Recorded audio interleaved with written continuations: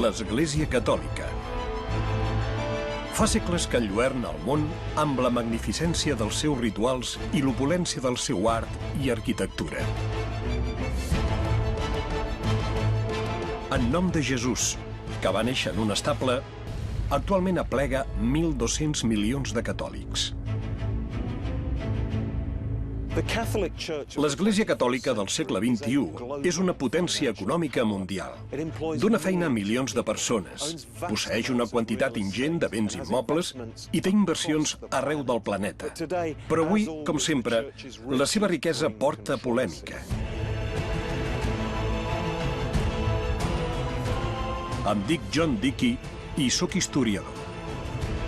Em disposo a investigar el cor de les finances de l'Església. Una tasca que em portarà a 2 continents i a llocs ben inesperats. Diners sagrats.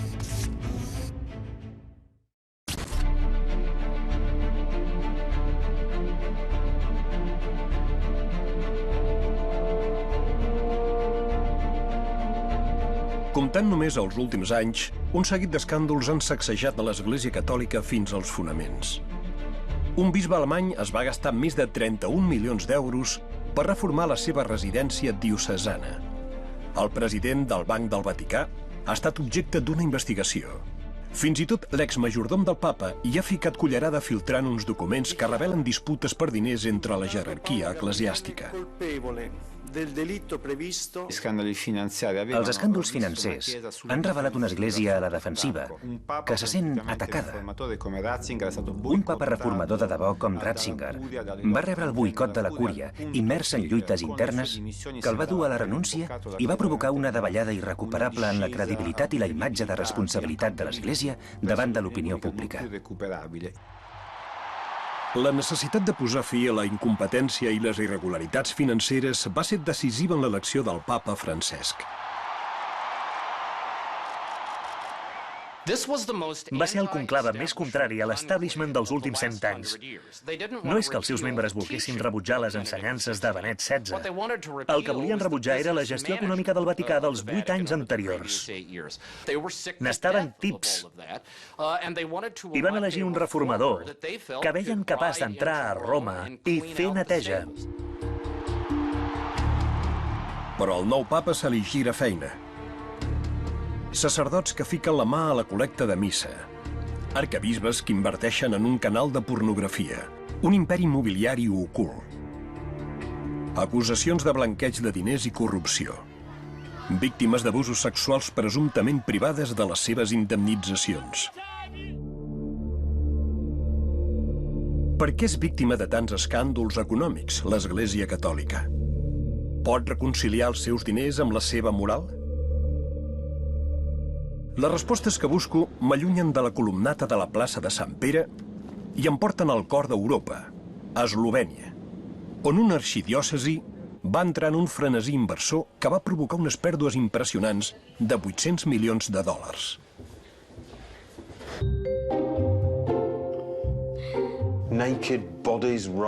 Cossos despullats, retorçants, gemecs i grunys teatrals. No és precisament el que un s'espera trobar en un canal televisiu propietat de l'Església. Però era precisament això, porno dur, el que emetia un canal televisiu propietat de l'arxidiòcesi de Maribor, aquí, a Eslovènia. Els catòlics autòctons es van quedar astorats, i encara més quan es va descobrir que allò només era el principi de l'escàndol que afectava la seva església.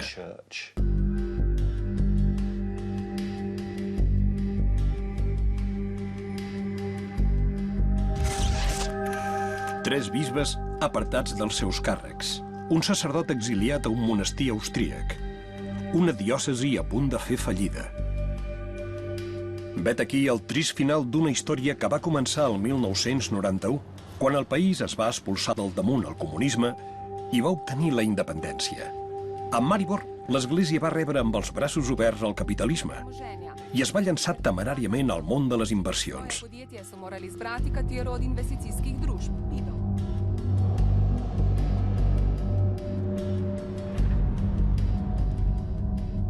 L'església de Maribor va començar a fer negocis fa 2 dècades, quan Eslovènia va posar fi al règim comunista. Es van privatitzar les empreses públiques i la gent va rebre uns certificats que es podien invertir en opcions sobre accions. L'església va decidir participar en aquesta cursa de privatitzacions i va començar a acumular certificats, sobretot procedents dels creients. Amb l'objectiu de recuperar la influència que havia perdut durant l'era comunista d'Eslovènia, l'església de Maribor va intentar imitar Itàlia i Àustria fundant escoles catòliques com aquesta. Però feien falta diners i 60.000 catòlics eslovens van confiar els seus certificats d'accions a la diòcesi. Alguns d'aquests certificats valien 3.000 euros. Els beneficis que es van obtenir d'entrada van fomentar el gust pel risc financer. Van comprar grans empreses eslovenes, dels sectors químic, paperer i de telecomunicacions. També van invertir a l'estranger en grans projectes immobiliaris i d'infraestructures. Eren inversions d'un risc molt alt. L'església va crear 2 fons d'inversions, anomenats Svon 1 i Svon 2, que significa Campana 1 i Campana 2. A través d'aquests fons va adquirir un port a Croàcia, un escorxador a l'Argentina i accions dels sectors del petroli i el titani. Els seus objectius estratègics a l'hora d'invertir eren influir de manera important en el món empresarial i en la presa de decisions sobre l'economia eslovena. Com se sap, els homes amb diners poden comprar els homes amb poder.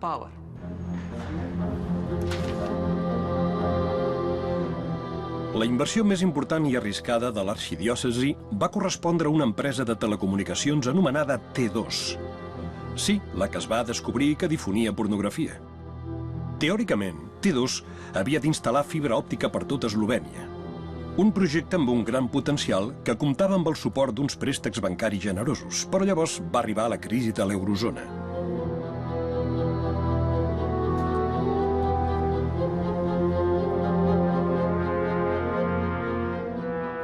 Bàsicament, van fer una inversió de molt llarg termini, però la van finançar principalment amb préstecs bancaris de curt termini.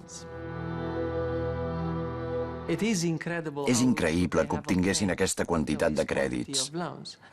Quan vaig accedir al Consell d'Administració del banc més important d'Eslovènia, em va semblar evident que s'havia utilitzat una combinació de vincles personals, influències polítiques, per obtenir fons a gran escala. Quan va arribar la crisi econòmica, l'aportació de fons al sistema bancari eslovè, des del mercat majorista estranger, es va tallar completament i la fallida va ser inevitable. La caiguda de Campana 1 i Campana 2 també va portar l'església de Maribor a tocar de la ruïna. Resulta que el cervell que hi havia al darrere d'aquests plans desastrosos no era gaire expert en inversions. Era el tresorer de l'arxidiòcesi, un sacerdot anomenat Mirko Krašovec. El que va passar es pot explicar en part per la incompetència dels càrrecs de l'Església. Qualsevol inversor té la responsabilitat de, com a mínim, contractar un expert. Però quan contractes un expert, introdueixes un control extern sobre les inversions de la teva empresa o el teu grup. I suposo que aquest control extern, aquesta transparència, era una cosa que van decidir evitar deliberadament.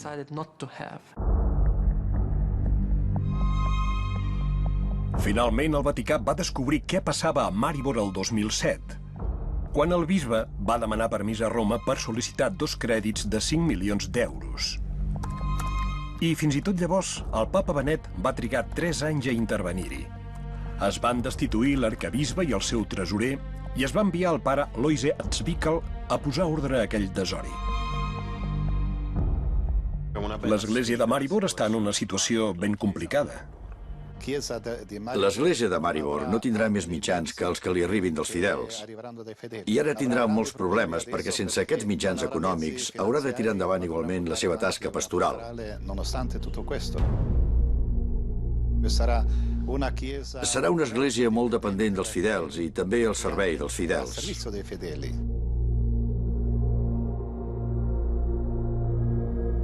Es van ajuntar moltes coses per generar la crisi de Maribor. Incompetència, ingenuïtat, una falta de control, una por de la transparència, una proximitat malsana amb el poder econòmic i polític i, naturalment, una bona dosi de simple cobdícia.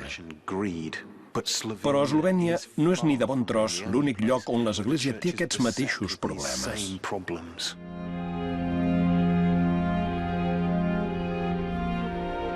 Avere di più, avere di più, avere di più. Ti porta all'idolatria. Ti distrugge il rapporto con gli altri.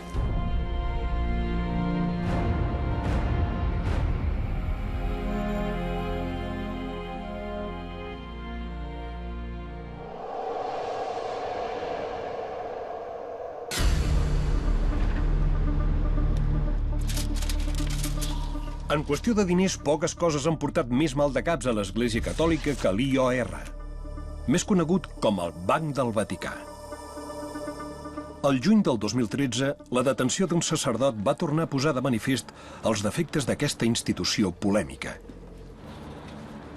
Des que es va fundar el 1942, l'IOR s'ha utilitzat com un paradís fiscal al bell mig de Roma. Aquest episodi és només l'últim dels molts vincles que ha tingut l'entitat amb delinqüents i empresaris de dubtosa reputació.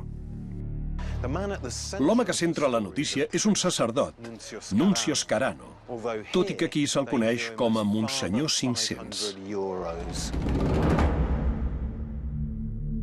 Aquí és on viu Monsenyor Scarano, a Salern, 50 quilòmetres al sud de Nàpols. Àngela Capita és una periodista local que ha cobert la notícia des del primer dia. Per què li diuen Monsenyor 500? A Scarano li diuen Monsenyor 500 perquè sempre anava amb bitllets de 500 euros. Monsenyor 500, de 61 anys, és un exempleat de banca que es va fer sacerdot i va treballar a l'administració vaticana. Li agradava relacionar-se amb els rics i famosos. El juny del 2013 el van detenir per intentar treure 20 milions d'euros de Suïssa amb un avió privat. Al gener del 2014 el van tornar a imputar, aquest cop per blanqueig de diners a través dels seus comptes del Banc del Vaticà. Com van començar les investigacions? Tot va començar quan Monsenyor 500 va denunciar que havien entrat a robar a casa seva, on tenia uns quadres de molt de valor. Un Chagall, una reproducció d'un crucifix de Bernini, tot plegat per un valor d'uns 5 o 6 milions d'euros. Però Monsenyor 500 no era de família rica i només devia cobrar uns 3.000 euros mensuals per la seva feina de comptable al Vaticà. Els investigadors van començar a sospitar que alguna cosa no quadrava. Abbiamo praticamente evidenziato che ci sono una serie di società fantasma, alcune delle quali ghost perché sconosciute, altre praticamente che sono società facenti riferimento a paradisi fiscali, quindi non tracciabili dal punto di vista giuridico, una serie di versamenti periodici che assolutamente non possono essere considerati come donazioni e che vengono mascherati come donazioni, il tutto per un importo pari a circa 6 milioni e mezzo di euro. Els investigadors van analitzar els comptes de Monsenyor Scarano al Banc del Vaticà. En un d'aquests comptes, denominat Fons per a la gent gran, van descobrir milions d'euros en presumptes donacions que entraven i sortien al llarg d'una dècada. Però, aparentment, d'aquests diners n'havien arribat ben pocs a la gent gran de Salern. Monsenyor Scarano rep molts diners, milions d'euros, d'una família d'armadors, els d'Amico, que són de la seva ciutat, de Salern. Els d'Amico gestionen un imperi que té societats escampades per tot el món. Una gran part d'aquests diners que rep Scarano provenen de societats deslocalitzades que fan servir l'IOR com a via per introduir-los a Itàlia i al sistema bancari europeu sense que quedi cap constància del seu origen. De manera molt simplificada, vet aquí una manera de blanquejar diners a través del Banc del Vaticà. Primer, busquem un amic que tingui dret a obrir-hi un compte. Després, amb el nostre amic, creem una entitat benèfica, diguem una fundació per a historiadors escurats. Tot seguit, obrim un compte al banc i ingressem els diners com una donació. Com que són donacions, qui qüestionarà les nostres intencions? Ara ve el truc. El Banc del Vaticà té comptes per aigua en altres bancs per als seus clients d'Itàlia i altres països. I transferim els diners. Mentre l'altre banc no faci gaires preguntes sobre les transferències procedents del Banc del Papa, no hi haurà manera de rastrejar l'origen dels diners que llavors podem transferir al nostre compte personal. I vet-ho aquí. Els diners ja són nets. A continuació els podem gastar o invertir com vulguem. Presumptament, Monsenyor 500 se'ls va gastar en obres d'art i un pis de luxe de 17 habitacions. Una de les dificultats que planteja el Banc del Vaticà és que és molt diferent d'un banc normal. En un banc normal, qualsevol persona del carrer que tingui $10 pot obrir un compte. El Banc del Vaticà has de ser un determinat tipus d'entitat. Has de ser un orde religiós o una diòcesi. Has de tenir dret a obrir un compte. Un cop superes aquest filtre, al banc hi ha l'actitud que, com que ara ja ets de la família, no queda bé controlar d'on has tret els diners o què en vols fer. Però tot això aviat podria ser cosa del passat. Des dels atemptats de l'11 de setembre, la preocupació pel finançament del terrorisme ha fet de la lluita contra el blanqueig de diners una prioritat a escala mundial. I el papa Francesc ha deixat clar que aquestes dècades d'escàndols s'han d'acabar. Arran de la detenció d'Scarano, el director i el subdirector del Banc del Vaticà van plegar. Així doncs, el Banc del Vaticà, que tenim aquí, ha emprès un camí de reforma. Va ser Benet XVI qui va iniciar els canvis el 2010.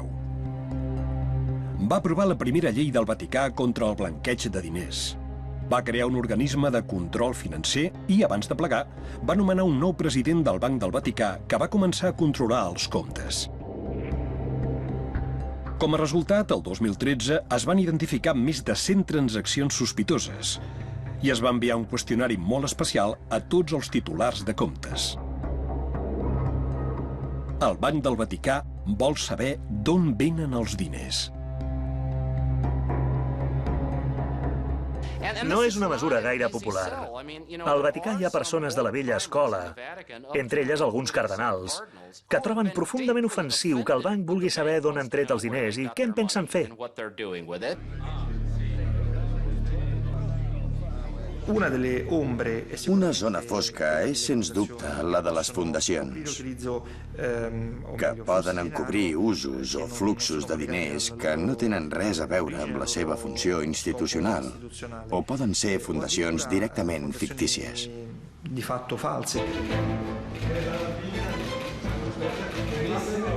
Però el papa Francesc sembla que vagi de debò. Ha nomenat un nou cap de l'organisme de control i ha format una comissió per reformar les entitats financeres del Vaticà. I llevat d'un, ha substituït tots els cardenals que formaven la directiva del Banc del Vaticà. Des de l'arribada del papa Francesc, hi ha la sensació que les reformes s'han accelerat. El Banc del Vaticà ha creat una pàgina web i ha publicat una memòria anual com qualsevol entitat financera. És la primera vegada que veiem les xifres, que veiem on van els diners.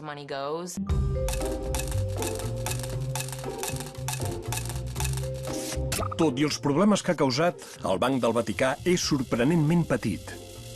Té uns 19.000 clients per als quals gestiona uns fons de només 6.000 milions d'euros. El 2012 va generar uns beneficis de 86 milions d'euros. Però el que fa amb els beneficis revela la importància que té per al pressupost de la Santa Seu, per a la missió del papa, en altres paraules. Només el 2012, el banc va donar a sa santedat 55 milions d'euros, prou per cobrir el 20% del pressupost de la cúria romana. Per tant, segons com, podem dir que amb aquestes aportacions el banc facilita l'activitat quotidiana i l'administració del Vaticà.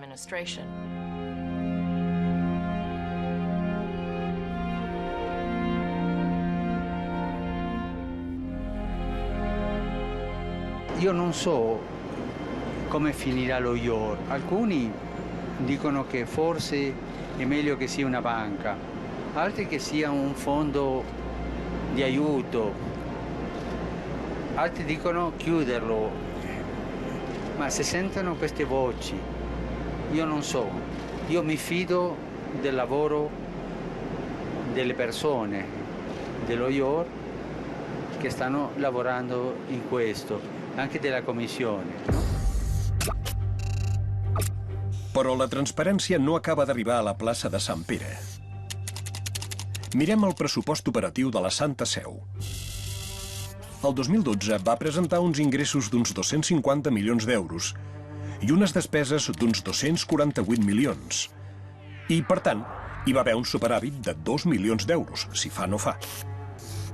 Però aquestes xifres no ho expliquen tot i no evoquen gens de llum sobre els actius del Vaticà.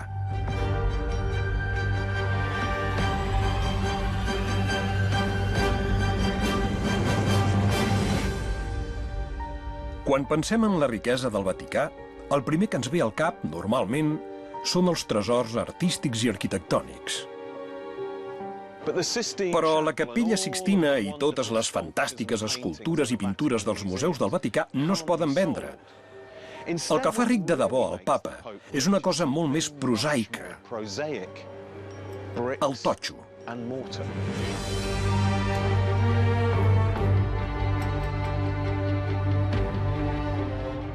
Amb més de 220.000 parròquies arreu del món, és obvi que l'Església Catòlica té molt de terreny consagrat.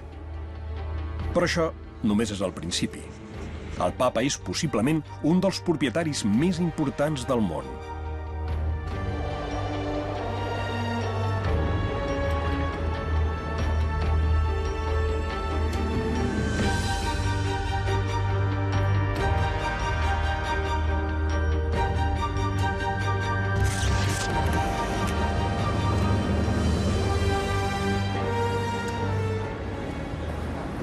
Londres és un imant d'inversors immobiliaris d'arreu del món.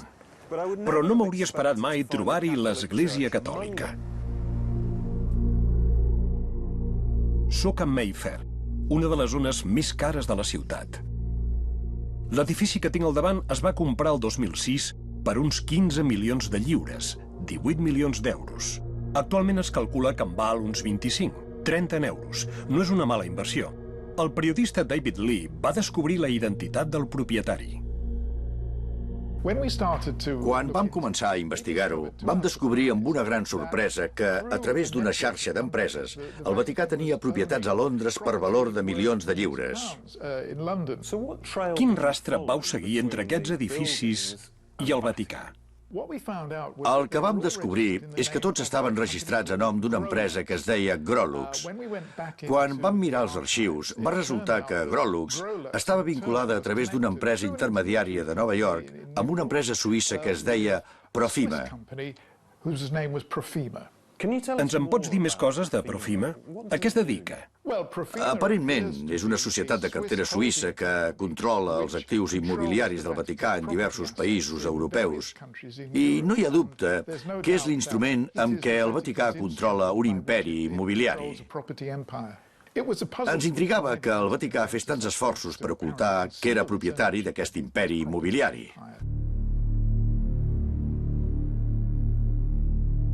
Aquests documents són de la Segona Guerra Mundial. Segons el que hi ha escrit, Profima ja li semblava molt sospitosa al govern britànic, que creia que l'empresa es feia servir per amagar els orígens reals dels diners. I aquests orígens eren un país enemic, la Itàlia feixista.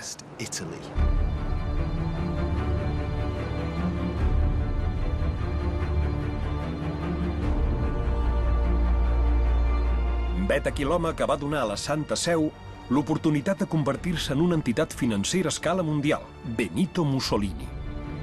Des de la caiguda de l'Imperi Romà fins al 1870, el papa va governar la Itàlia central, però quan Itàlia es va unificar, va perdre tot aquell territori.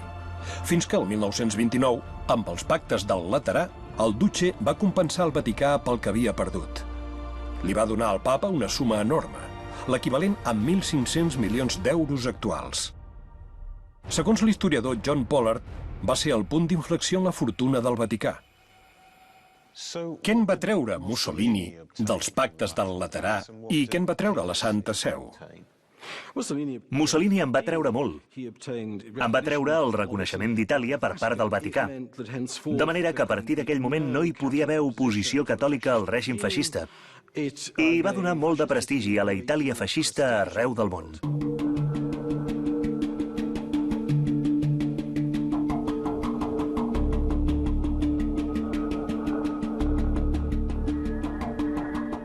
Ara el Vaticà tenia una seu territorial independent i sobirana i comptava amb uns diners que podia invertir per obtenir independència econòmica. A partir d'aquell moment, l'Església Catòlica i el Vaticà van deixar de ser pobres.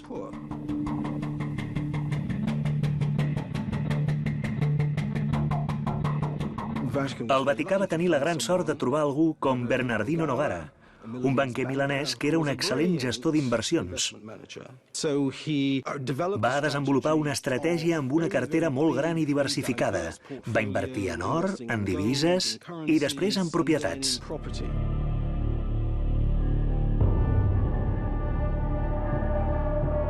Des de llavors, el Vaticà s'ha convertit en un gegant immobiliari internacional. Però és a Roma on Sa Santedat té més propietats. Maurizio Turco va ser el primer que va intentar descobrir quantes. Una tasca que hauria posat a prova la paciència de Job. Ingenuament, ens pensàvem que només caldria demanar el codi assignat a les entitats eclesiàstiques per obtenir tota la llista dels immobles. Però no van així.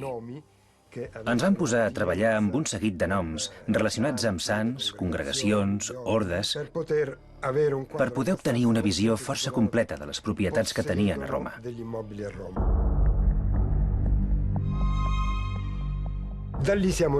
Així, en vam poder identificar 24.000 entre terrenys i edificis a la ciutat de Roma.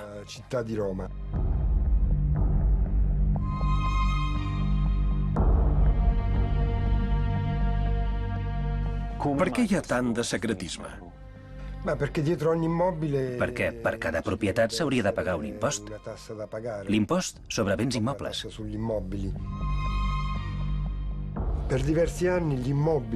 Durant molts anys, les propietats d'ens religiosos han estat exemptes de pagar impostos. No segons l'activitat que es dugués a terme als immobles, sinó segons la seva titularitat.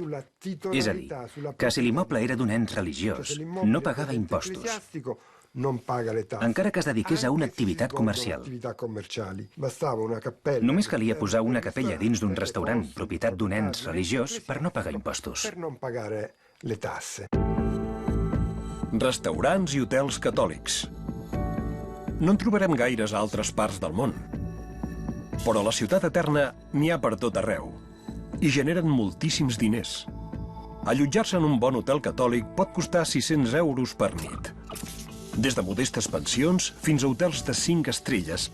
A Roma i la seva perifèria, l'Església té 10.000 llits d'hotel que generen uns ingressos de 700 milions d'euros anuals.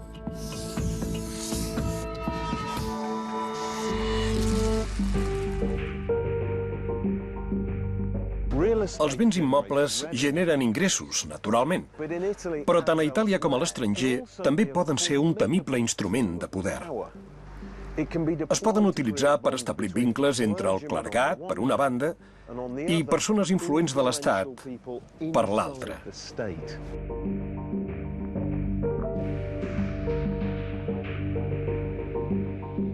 Prenguem el cas de la Congregació per a l'Evangelització dels Pobles, també coneguda com a Propaganda Fide. Fundada el 1622, és el poderós braç evangèlic de l'Església Catòlica. Només a la zona de Roma, la congregació té més de 1.100 propietats. Propaganda Fide obté una gran força del seu immens patrimoni immobiliari. Només a Itàlia es calcula que actualment aquest patrimoni té un valor de prop de 10.000 milions d'euros.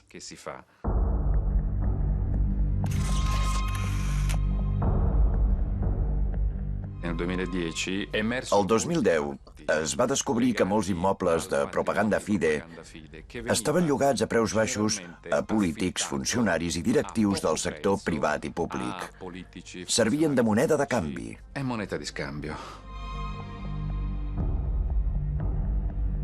La venda a preu de saldo d'un edifici de Propaganda Fide va cridar l'atenció dels investigadors que van descobrir que hi estava implicat un ministre del govern de Silvio Berlusconi. El fiscal Sergio Sotani va dirigir la investigació.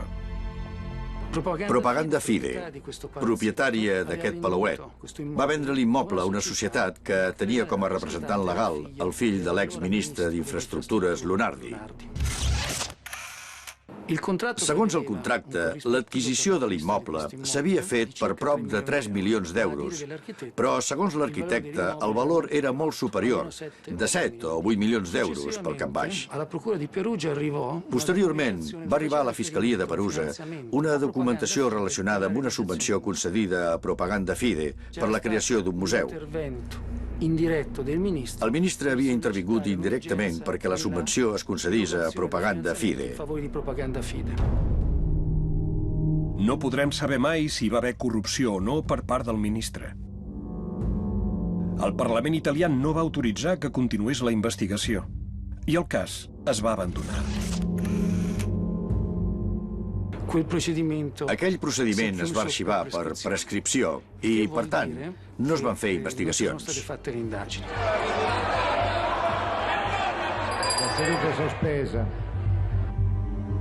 Els interessos i les relacions amb el Vaticà són massa importants perquè l'estat italià hi renunciï i les trenqui amb una investigació per corrupció.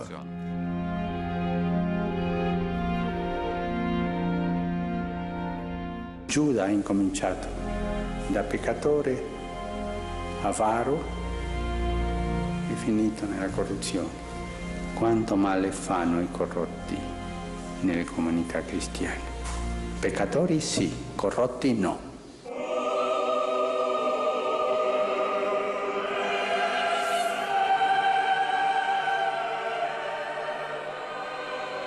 En el decurs de la seva llarga història, la relació de l'Església amb el poder polític sovint ha resultat econòmicament profitosa. És una pauta que va començar amb el primer emperador cristià de l'antiga Roma, Constantí. L'imperi troba una manera extraordinària d'expressar el seu suport al cristianisme, l'exempció dels impostos. I és així com s'instaura la idea que és beneficiós que l'Església rebi diners de l'Estat, ja siguin pocs o molts, perquè és una garantia material i pràctica de respecte. A vegades, la por de quedar fora d'aquest respecte ha sortit cara.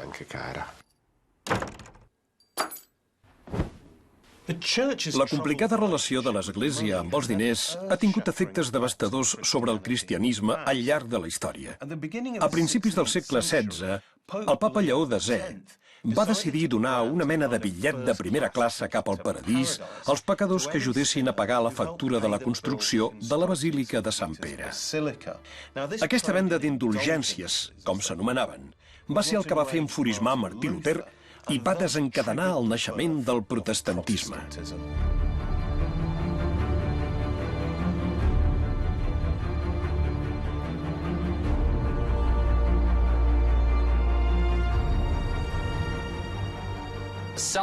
La venda d'aquestes indulgències era un gran negoci. De fet, el primer eslògan publicitari de la història es va idear per promoure la venda d'indulgències. Un sacerdot dominic que es deia Johann Tetzel, al segle XII, deia a la gent: Quan se senti la moneda dringar, l'ànima del purgatori sortirà. I així va recaptar molts diners. En el fons de la psicologia catòlica hi ha arrelada la idea que una manera de tenir una bona relació amb Déu és donar suport a l'Església.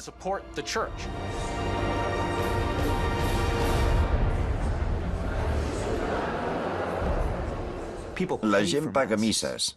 Paguen perquè es facin misses dedicades als seus difunts. Per què? Perquè una missa els ajudarà a sortir del purgatori. La gent gran encara té aquesta mentalitat. La meva àvia, que té 93 anys, encara ho fa. En comptes d'enviar felicitacions de Nadal, envia una nota dient «Faré dir una missa pel teu marit».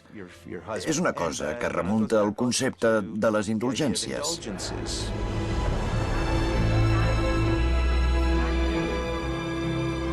La col·lecta de missa és una tradició tan antiga com el mateix cristianisme.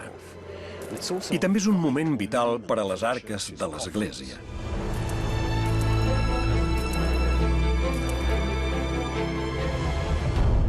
Amb aquesta donació setmanal, els catòlics contribueixen al manteniment de la parròquia i les seves múltiples iniciatives, des de projectes benèfics fins al full parroquial.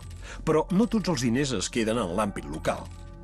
Les parròquies aporten una part dels seus ingressos al bisbe, que al seu torn envia una aportació discrecional al papa.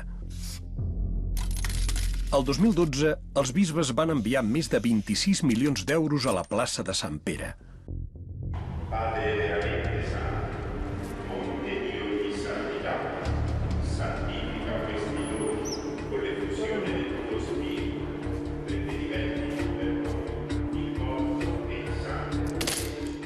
Però els diners que els fidels fiquen a la bacina no sempre van a parar allà on toca.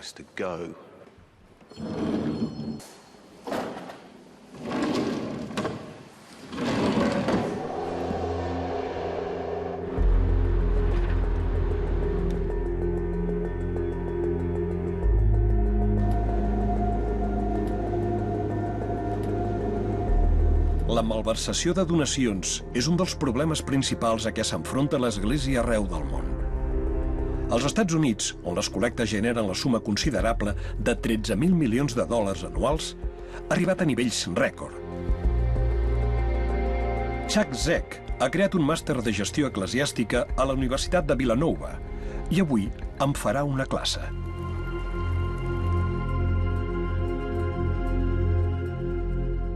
Com s'explica la malversació? La malversació és igual a la necessitat més l'oportunitat. Un 21% de les diòcesis ens han dit que no fan mai auditories a les seves parròquies. Hi ha parròquies en què una mateixa persona compta la col·lecta, la ingressa, firma els talons i porta la comptabilitat. Fa tots els passos. Fa uns anys, un col·lega i jo vam fer un estudi i vam constatar que un 85% de les diòcesis havien estat víctimes de malversació els últims anys, i moltes més d'una vegada. El 85% és absolutament sistemàtic. Sí, i tant. Per exemple, Kevin Gray, un sacerdot de Connecticut, va robar $1 milió per pagar prostituts i un estil de vida luxós. A Anita Collins, una administrativa de l'arxidiòcesi de Nova York, se li va imputar el robatori de més d'$1 milió que es va gastar en nines cares, entre altres coses. El pare Rodney Rodis, de Virgínia, el van condemnar a 63 mesos de presó després que es descobrís que havia robat $600.000. Tenia dona i 3 fills.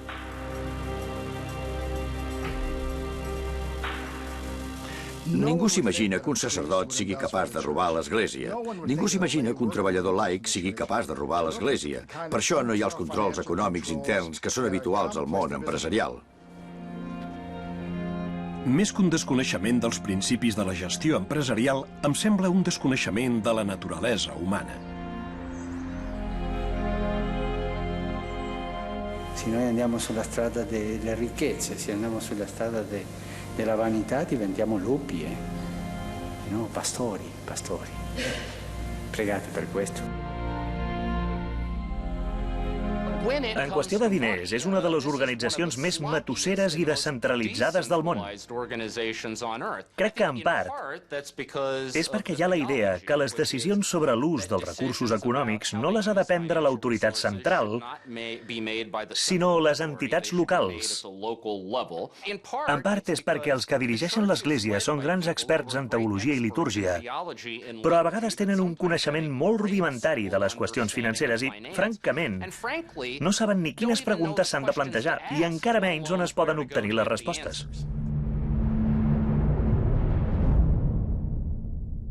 La conseqüència, naturalment, és que s'obre la porta a uns procediments increïblement matussers i a la possibilitat d'una gran corrupció.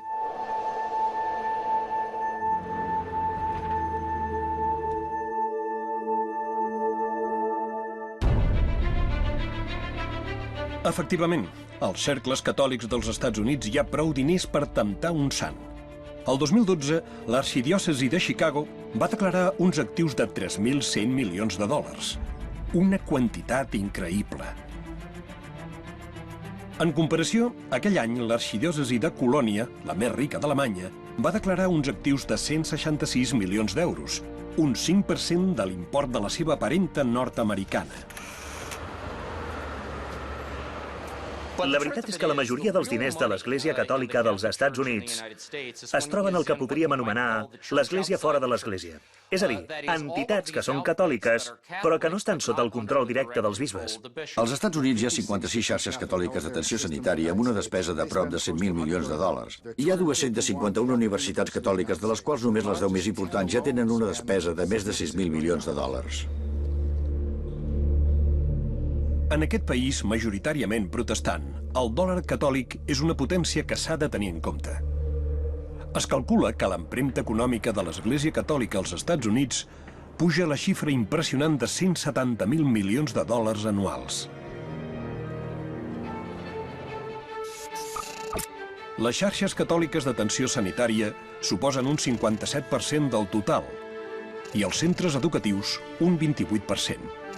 Només un 6% correspon al dia a dia de les parròquies i les diòcesis, i les activitats benèfiques suposen tan sols un 2,7%.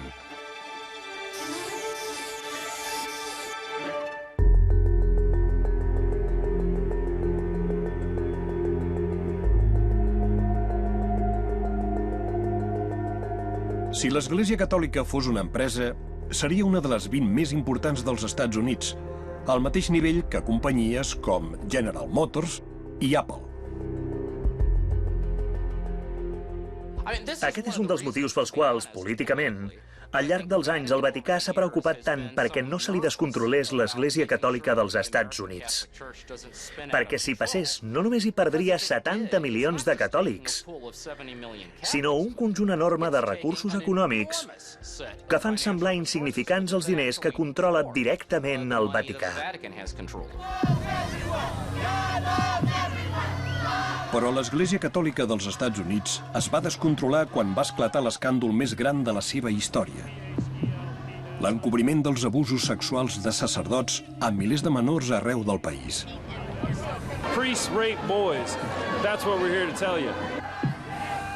L'efecte sobre les víctimes, igual que sobre l'Església i les seves arques, encara perdura avui dia. Entre el 1994 i el 2012, es creu que es van pagar 3.300 milions de dòlars en indemnitzacions a les víctimes.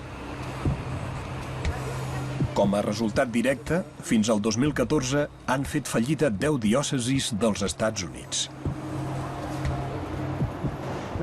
Una conseqüència dels processos de declaració de fallida és que genera una gran quantitat de paperassa, piles i piles de documentació.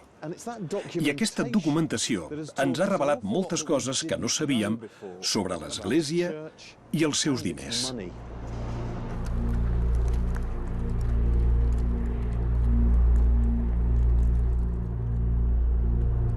Patrick Wall és un exsacerdot amb una perspectiva singular de la gestió de la crisi per part de l'Església. Com a sacerdot benedictí de l'arxidiòcesi de St. Paul i Minneapolis, jo complia una funció que existeix a totes les diòcesis del país i d'arreu del món. Hi ha d'haver algú disposat a seguir els responsables d'abusos sexuals. Quan s'aparta el responsable, abans que hi hagi cap revelació pública, algú ha d'anar a calmar els ànims i arreglar el problema. Abans i tot que s'arribin a plantejar les indemnitzacions, els abusos li surten molt cars a l'Església. Quan era membre del Consell Econòmic de St. Paul, a l'arxidiòcesi hi havia una partida del pressupost dedicada als problemes derivats dels abusos dels sacerdots. Cobreix tots els aspectes. Els sacerdots que han d'anar a centres de tractament, els que tenen fills, tot això s'ha de pagar. Però s'ha de fer amb una referència de pagament genèrica, perquè no sàpiga ningú a què correspon, llevat dels responsables de la cancelleria i dels sacerdots que negocien directament els tractes. I aquesta funció d'arreglar des de dins de l'Església els problemes derivats dels abusos sexuals a menors, com el feia sentir? Després de 5 missions, d'haver vist múltiples casos d'abusos sexuals tant de professors laics com de sacerdots, vaig veure que és un problema que fa segles que dura, que és un problema econòmic que s'aborda internament amb un pressupost ocult i que no s'aturarà. I vaig decidir anar-me'n.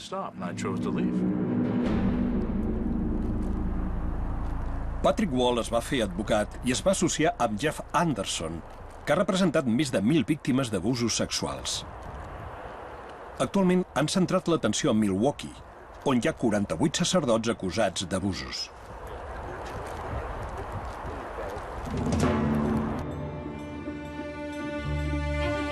Però l'escàndol s'ha tornat econòmic i els advocats tenen especialment un home en el punt de mira.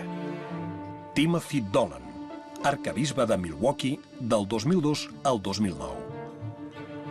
L'acusen d'haver amagat els diners diocesans per evitar pagar indemnitzacions a les víctimes. Fa més de 2 dècades que treballem amb les víctimes per forçar la divulgació dels documents que s'han mantingut en secret. Recentment, els últims 2 anys, la justícia ha ordenat la divulgació d'aquests documents i les 50.000 pàgines de documentació han revelat que l'arquebisbe Dolan va rebre l'autorització del Vaticà per transferir prop de $60 milions al fons de manteniment dels cementiris.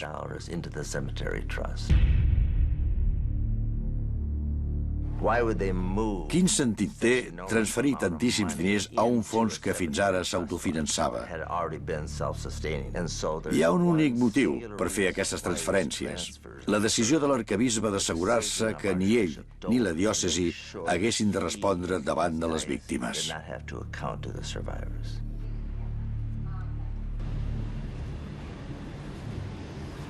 L'afer va sortir a la llum arran d'una carta del 4 de juny del 2007 en què l'arquebisbe Dolan demana al Vaticà l'autorització per fer una transferència.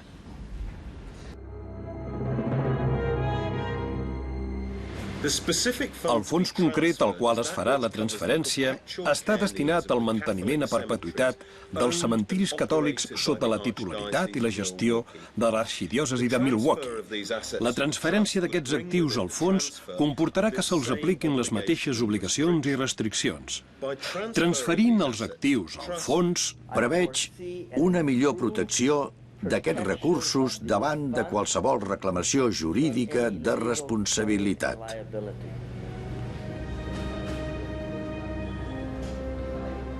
Sens dubte, l'Església, que fa moltes bones obres a la societat, té dret a protegir els seus béns.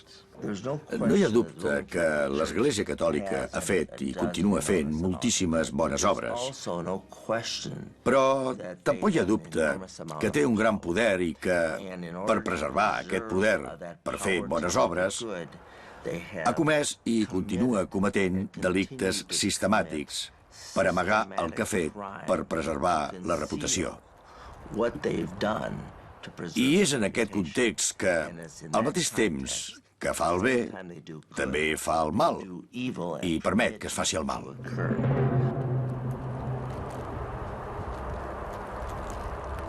This is the hat I want to put on the Empire State Building and the home plate at Yankee Stadium and the Statue of Liberty. L'arquebisbe Timothy Dolan és ara el cardenal Dolan de Nova York. una de les diòcesis més riques dels Estats Units, i nega les acusacions amb vehemència. Ximpleries. L'arxidiòcesi de Milwaukee té un historial excel·lent d'integritat i transparència fiscals. Les acusacions temeràries d'aquests advocats també inclouen l'ocultació del fons de manteniment dels cementiris que, naturalment, d'acord amb la legislació estatal, està escrupolosament protegit i no el pot tocar ni transferir ningú. Per tant, aquestes acusacions absurdes són una bestiesa.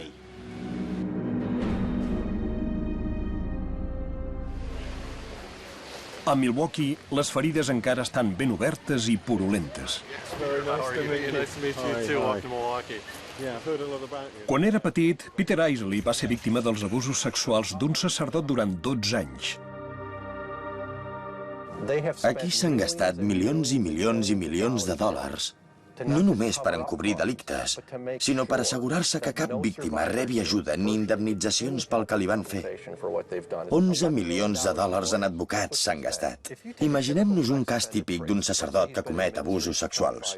Diguem que és sacerdot des de fa 25 anys i que se'l va identificar com a abusador de menors al principi del sacerdoci. Quants diners creieu que costa pagar-li el sou a aquest sacerdot i les despeses en advocats per encobrir tot el que ha fet? Diguem que, tirant molt baix, tot plegat surt per $1 milió. $1 milió. Quan un bisbe com Dolan o qualsevol altre diu «I les obres benèfiques de l'Església? Això és el que importa. Per culpa de les demandes judicials no podem fer obres benèfiques». Evidentment, si estàs disposat a gastar-te $1 milió o més en un abusador de menors perquè és sacerdot i malgastes tants diners, això no en té res de beneficència.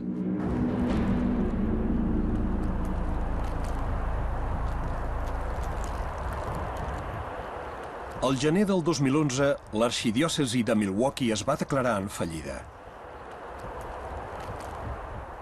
Amb 575 demandes per abusos sexuals i unes despeses judicials d'11 milions de dòlars, és una de les declaracions de fallida més importants i controvertides que ha presentat una diòcesi dels Estats Units.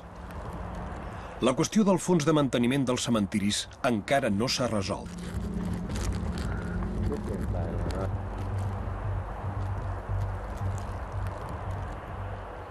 Per desgràcia, l'Església té la responsabilitat de custodiar el seu patrimoni i els bisbes fan tot el que poden per preservar aquests diners, fins al punt que es desentenen dels actes dels seus sacerdots. El problema l'agreuja encara més el fet que la Santa Seu no hagi disciplinat cap bisbe per la mala gestió tant de la crisi dels abusos sexuals com dels recursos econòmics.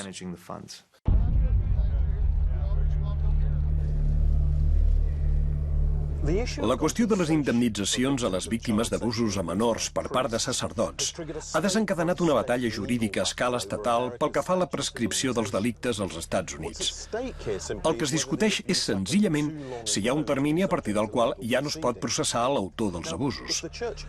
Si l'Església perd aquesta batalla, li tocarà pagar encara més a les víctimes.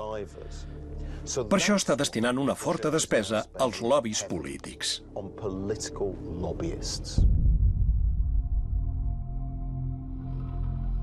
Un estudi ha constatat que la Conferència Episcopal dels Estats Units, la màxima autoritat de la jerarquia eclesiàstica, es va gastar més de 26,5 milions de dòlars només el 2009 per influir sobre les polítiques governamentals en matèria de religió. Es diu que als Estats Units l'Església Catòlica és la denominació més gran. En aquest país hi ha moltes religions i és la denominació més gran. I sabeu quina és la segona denominació? Els excatòlics, els que han abandonat l'Església Catòlica. I per què? Molts diuen, és una organització milionària, és hipòcrita, només pensa en els diners. Que és una afirmació injusta amb moltes persones que consagren la vida a ajudar els seus germans en obres de beneficència i a proclamar la pietat i l'amor de l'Evangeli. El denaro es lo sterco del diavolo.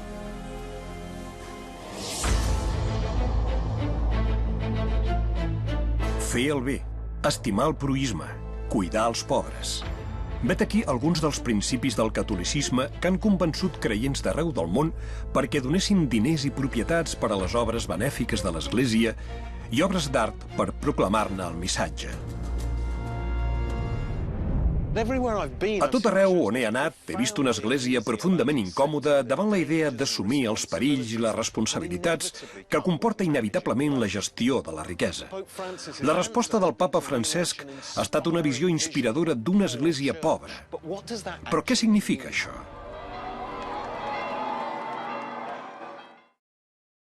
El ganès Peter Turkson és un dels cardenals més influents del Vaticà i en té una interpretació.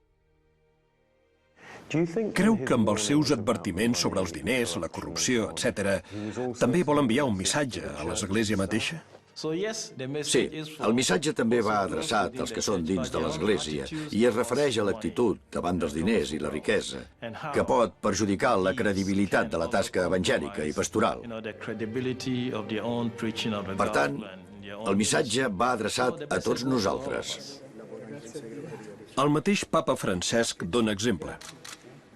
Ha rebutjat molts privilegis que acompanyen el seu càrrec.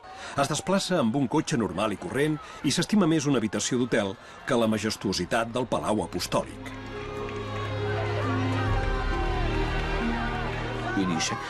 Segons ell, quan el sacerdot fa bé la seva feina, la gent l'ajuda. Quan el sacerdot va a buscar els pobres, que no es poden esperar, deixa de ser un prohom i es posa al servei dels fidels. Els diners només serveixen en la mesura que donin credibilitat a la teva missió. Fan un servei quan ajudes als altres.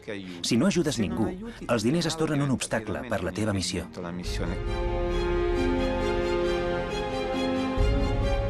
El papa Francesc és perfectament conscient que la simbologia del poder de l'Església Catòlica provoca una reacció negativa en la gent. L'or, l'escarlata i els teixits de punta semblen símbols de privilegi més que de servei, i el papa s'esforça activament a reduir-ne la presència. I pel que sembla funciona. Fa poc vaig anar a un restaurant de Roma i m'hi vaig trobar un cardenal molt veterà, que abans anava molt mudat, i en canvi ara es vesteix de manera molt senzilla.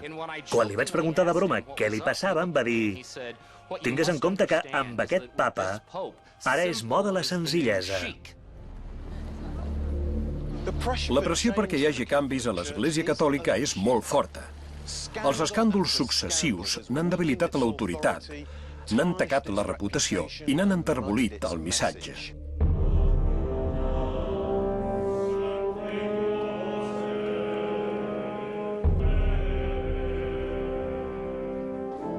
El papa Francesc vol posar ordre a casa seva. Ha permès l'escrutini dels comptes del Vaticà. És implacable amb la cobdícia, l'avarícia i l'ostentació. Però pot ser que l'esperi un camí pedregós.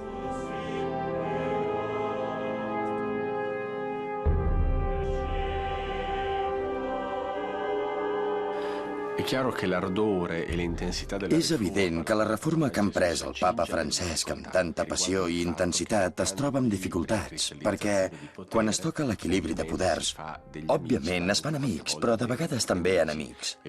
I el papat no és del tot insensible al clima que l'envolta. Perquè es puguin fer aquestes reformes, el papa necessitarà suport.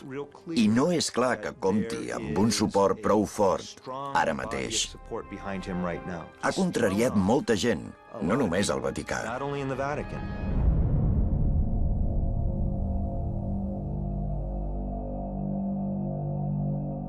Un dels principals magistrats antimàfia italians ha indicat que la vida de Francesc corre perill, perquè els clans de la màfia, que estaven acostumats a blanquejar diners a través de l'IOR, ja no ho poden fer, a conseqüència de la política de transparència del papa, i estan neguitosos, com que han perdut una via excel·lent de blanqueig de diners procedents de la droga i d'altres activitats il·lícites.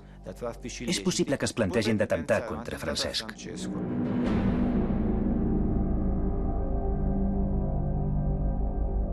L'Església té 2.000 anys. Perquè el papa Francesc aconsegueixi implantar aquestes reformes, la institució haurà de canviar més ràpidament que en pràcticament cap altra època de la seva història. Sigui com sigui, al final d'aquest viatge, penso que potser l'Església està condemnada a mantenir una eterna relació d'amor-odi amb els diners. Necessita diners per fer el que pretén fer al món. Si vol servir als pobres, si vol fer missa, necessita recursos econòmics. Per tant, l'Església ha de buscar recursos de manera responsable i els ha de gestionar amb transparència. I al mateix temps ha de deixar clar que sent un amor especial pels pobres. En el millor dels casos, és un equilibri difícil d'aconseguir, i la veritat és que l'Església no es troba sempre en el millor dels casos. Des del punt de vista de les relacions públiques, promoure una església pobra és una estratègia d'una eficàcia tremenda.